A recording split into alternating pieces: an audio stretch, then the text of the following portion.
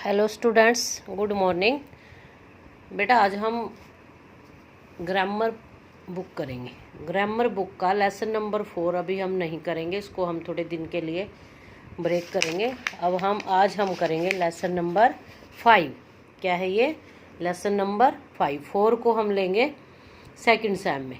ठीक है बेटा, तो आज है हमारा लेसन नंबर 5 वाक्य विचार। क्या है? वाक्य विचार। वाक्यों के बारे में इसमें बताया गया है कि कैसे वाक्य कैसे बनते हैं और वाक्य के कितने अंग होते हैं। ठीक है बेटा, देखो पहले क्या है इसमें। देखो बच्चों, जब भी हम अपने मन के भाव प्रकट करते हैं, जो कुछ वाक्य बोलते हैं, मतलब जो हम मन के अपने भाव प्रकट करते हैं, जैसे मैं आपको बोल रही हूँ, यही लगा लो कि मैं अब आपको पढ़ा रही हूँ, तो जो मैं अपने भाव प्रकट कर रही हूँ या बोल रही हूँ, वास्तव में भाषा वाक्यों से बनती है। ये मैं भाषा ही तो बोल रही हूँ। ठीक है बेटा, ये भाषा बोल रही हूँ मैं आपसे, लेकिन जो वाक्य से ही तो भाषा बनती है। अगर हम वाक्य नहीं हमें पता लगेंगे तो भाषा हम नहीं बोल पाएंगे। शब्द समूह मिलकर ही वाक्य का निर्माण करते हैं। जिस प्रकार एक एक ईंट जोड़कर दीवार बन जाती है, उसी प्रकार एक एक शब्द बनकर वाक्य की संरचना हो जाती है। जैसे ये देखो, फूल पर तितली बैठी है। फूल पर तितली बैठी है, फूल वाक्य पर तितली बैठी है। अगला है अपनी अपनी पुस्तक निकालो। क्या बन गया ये? वाक्य विचार। मतलब एक एक वाक्य से पूरी पंक्ति बन गई ना, तो वाक्य की संरचना हो गई है। देखो, चित्रों के नीचे दिए गए शब्द समूह में पूरी बात समझ में आ रही है, अतः ये शब्द समूह क्या कहलाते हैं? वाक्य है। मतलब शब्दों का जो एक इकट्ठा समूह होता है। अब ये देखो, फूल शब्द, पर शब्द, तितली शब्द, बैट, ये सारे शब्द है, और इनको मिलकर हमने एक सेंटेंस बना दिया, एक वाक्य बना दिया, तो ये क्या बन गए? हमारे शब्द समूह क्या बन गई? हमारे वाक्य। मतलब शब्दों के समूह को हम क्या कहते हैं? वाक्य। कोई भी शब्द समूह तब तक वाक्य की श्रेणी में नहीं आता जब तक उसका अर्थ स्पष्ट ना निकले। ठीक है बेटा, कोई भी शब्द जो है, अगर उसका अर्थ नहीं स्पष्ट हो रहा तो वो वाक्य की श्रेणी में नहीं आता। कहने का क्या भाव है? देखो, शब्दों का वह अर्थपूर्ण समूह, शब्दों का वह अर्थपूर्ण मीन्स जिसका अर्थ निकले, शब्दों का वह अर्थपूर्ण समूह जो किसी विचार को पूर्ण रूप से प्रकट कर सके, वाक्य कहलाता है। देखो बेटा, आई समझ में बात कि शब्दों का वह अर्थपूर्ण समूह, शब्दों का वह अर्थपूर्ण जिसका अर्थ निकल पाए, ऐसा समूह जो किसी विचार को पूर्ण रूप से प्रकट कर रहा है, वो क्या कहलाता है? वाक्य कहलाता है। और वाक्य के कितने भेद हैं? भेद कह लो या अंग कह लो। कितने भेद हैं? ये देखो, वाक्य के 2 अंग होते हैं, उद्देश्य और विधेय। क्या होते हैं? उद्देश्य और विधेय। अब सबसे पहले हम उद्देश्य देखेंगे। वाक्य में जिसके विषय में कुछ बताया या कहा जाता है, उसको क्या कह देते हैं हम? उद्देश्य। क्या कह देते हैं उसको? उद्देश्य। और सभी वाक्यों में कर्ता या कर्ता का विस्तार ही वाक्य का उद्देश्य होता है। जैसे रवि तेज दौड़ता है। रवि क्या है इसमें? कौन तेज दौड़ रहा है? रवि। तो रवि क्या होगा इसमें? कर्ता। कर्ता क्या है? उद्देश्य। नेक्स्ट है रवि तेज दौड़ता, कर्ता है, और यही क्या हो गया? हमारा उद्देश्य। अगला है आपका विधेय। उद्देश्य के बारे में जो कुछ कहा जाए, उद्देश्य के बारे में जो कुछ कहा जाए उसे क्या कह देते हैं हम? विधेय। उद्देश्य के बारे में जो कुछ कहा जाए तो उसे क्या कह देते हैं हम? विधेय। मीन्स कहने का है, अब इसमें क्या था कि रवि तेज दौड़ता है, इसमें उद्देश्य तो रवि हो गया, और जो कुछ इसके बारे में कहा जाता है, तेज दौड़ता है, ये क्या हो गया? हमारा विधेय। क्या हो गया? हमारा विधेय। रचना की दृष्टि से वाक्य के 3 भेद होते हैं। कितने भेद होते हैं रचना की दृष्टि से? 3। कौन कौन से? सरल वाक्य, संयुक्त वाक्य और मिश्रित वाक्य। कौन कौन से 3 भेद हैं? सरल वाक्य, संयुक्त वाक्य और मिश्रित वाक्य।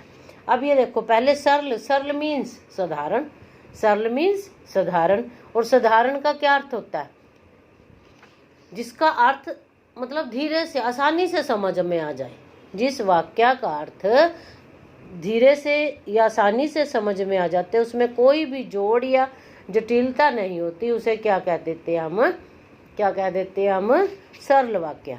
जैसे बच्चा खेलने जा रहा है, ये सरल है।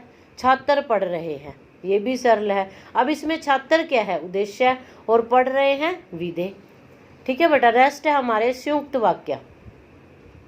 संयुक्त मीन्स क्या होता है? जुड़ा हुआ। संयुक्त मीन्स जुड़ा हुआ, आपस में इकट्ठा।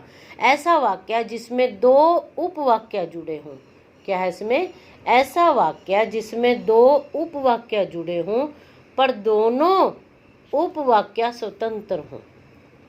ठीक है बेटे, दोनों उपवाक्य स्वतंत्र हो, मतलब उनका अर्थ निकले दोनों का, वाक्यों का। ये नहीं है कि आपने जोड़ तो दो दिए हैं लेकिन उनका अर्थ नहीं निकला, वो स्वतंत्र हो, उनका अर्थ निकले, वो संयुक्त वाक्य कहलाते हैं। ठीक है। देखो अब कैसे जोड़े हैं। पिताजी आज दिल्ली जा रहे हैं और चाचा जी कल आ रहे हैं, मतलब इसके साथ ये दूसरा वाक्य जुड़ गया। जुड़ गया ना? किसने जोड़ा? ये और ने। कौन से शब्द ने जोड़ा? ये और ने। पिताजी आज दिल्ली जा रहे हैं और चाचा जी कल आ रहे हैं, मतलब दो वाक्य, दो सेंटेंस क्या हो गए इसमें?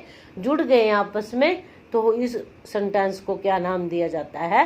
संयुक्त वाक्य। इसके आप बहुत से उदाहरण और भी देख सकते हैं, कह भी सकते हैं। जैसे मैं दिल्ली जा रही थी तो मेरा भाई आ गया, बस। वह गया और राम उसको लेने के लिए स्टेशन पहुंच गया। मतलब ऐसे से दो वाक्यों को आपने बीच में जोड़ना है, और या को बीच में रखकर। ठीक है बेटा। किंतु भी रख सकते हैं, लेकिन भी, कुछ भी आप बीच में जोड़ते समय इन वाक्यों में कोई भी वर्ड यूज कर सकते हैं। तथा, एवं, लेकिन, किंतु, परंतु, ये सारे जो योजक चिन्ह हैं, इनसे हमने दो सेंटेंसों को जोड़ना है। अब कोई से भी दो सेंटेंसेस में आप यूज कर सकते हैं। नेक्स्ट है मिश्रित वाक्य। मिश्रित, जिस वाक्य में एक मुख्य स्वतंत्र उपवाक्य हो तथा बाकी आश्रित उपवाक्य हो। एक स्वतंत्र हो और दूसरे जो वाक्य हैं वो उनके ऊपर आधार हो, उनके ऊपर आधारित हो। ठीक है बेटा। जैसे एक तो स्वतंत्र है, इसमें दोनों स्वतंत्र थे। देखो पिताजी भी वाला सेंटेंस भी स्वतंत्र था और चाचा जी वाला भी स्वतंत्र, लेकिन ये मिश्रित ऐसा होता था कि एक तो स्वतंत्र हो और दूसरा उसके साथ अटैच हो, जुड़ा हो। अब देखो क्या एग्जाम्पल है इसका। मैं जानता हूं कि आप ईमानदार हो। इसमें देखो बेटा ये तो नहीं दिया कि कौन ईमानदार है, ठीक, ये कि आप प्रधान कौन है इसमें, मतलब स्वतंत्र कौन है, मैं जानता हूं। लेकिन कि आप ईमानदार हो, ये क्या, इसके ऊपर ये आधारित है। वाई? क्योंकि ये कह रहा है, मैं कह रहा हूं उसको, किसको, मुझे पता है जिसको मैं कह रहा हूं। ये जो कि आप ईमानदार हैं, ये उसके ऊपर आश्रित हैं या आधारित हैं।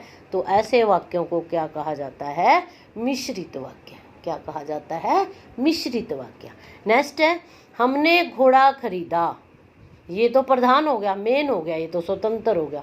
जो तेज दौड़ता है मीन्स जो, मतलब उसके साथ ये दूसरा जो सेंटेंस जुड़ा, ये इसके ऊपर आधारित हो गया। मैंने घोड़ा खरीदा जो तेज दौड़ता है, या मैंने एक पुस्तक पढ़ी जो बहुत अच्छी लगी। मतलब क्या अच्छी लगी? पुस्तक, क्योंकि पहले वाक्य से उसका संबंध जुड़ा हुआ है। इज दैट क्लियर बेटा? ये क्या वैसे वाक्य हो जाते हैं मिश्रित वाक्य। कैसे वाक्य हो जाते हैं? मिश्रित वाक्य। तो आज आपने ये लेसन की रीडिंग की है, तो इसमें से एक देखो, शब्दों के सार्थक समूह को वाक्य कहते हैं। क्या कहते हैं? शब्दों के सार्थक समूह को वाक्य कहते हैं। वाक्य के दो अंग होते हैं, उद्देश्य और विधेय। उद्देश्य और विधेय।